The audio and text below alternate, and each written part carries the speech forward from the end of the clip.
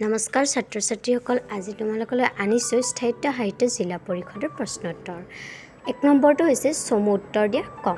জনজাতি কাক বোলে? জনজাতীয় লোকসকলৰ বৈশিষ্ট্য কি? সাধাৰণতে একোটা অঞ্চলত আদিম কালৰ পৰা বাস কৰি থকা একোটা সামাজিক গোটক জনজাতি বোলা হয়।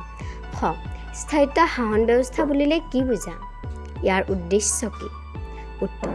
একোখন জনজাতীয় সমাজৰ উন্নয়নৰ বাবে অঞ্চলটোৰ শাসনভাৰ জনজাতিৰ নিৰ্বাচিত প্ৰতিনিধিৰ হাতত অৰ্পণ কৰা হয়। এই ব্যৱস্থাটোৱেই হৈছে স্থায়িত্ব শাসন ব্যৱস্থা। গত হৈছে অসমৰ পাহাৰীয়া অঞ্চলত থকা দুখন স্থায়িত্ব সাহিত্য জিলা পৰিষদৰ নাম লিখা। উত্তৰ।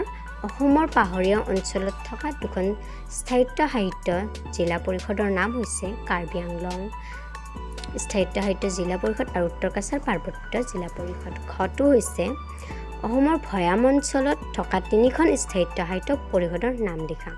এতিয়া উত্তৰটো হৈছে অসমৰ ভৈয়াম অঞ্চলত থকা 3খন স্থায়িত্ব সাহিত্য পৰিষদৰ নাম হৈছে BTAD বা বড়োলেণ্ড স্থায়িত্ব সাহিত্য পৰিষদ। এই পৰিষদৰ ভিতৰতে অসমৰ 4খন জিলা অন্তৰ্গত। সেইখন হৈছে কোকৰাঝাৰ, চিৰাং, বাক্সা আৰু গোদালগুৰি। এতিয়া 9 নম্বৰটো হৈছে BTADৰ জিলাকেইখনৰ নাম লিখা।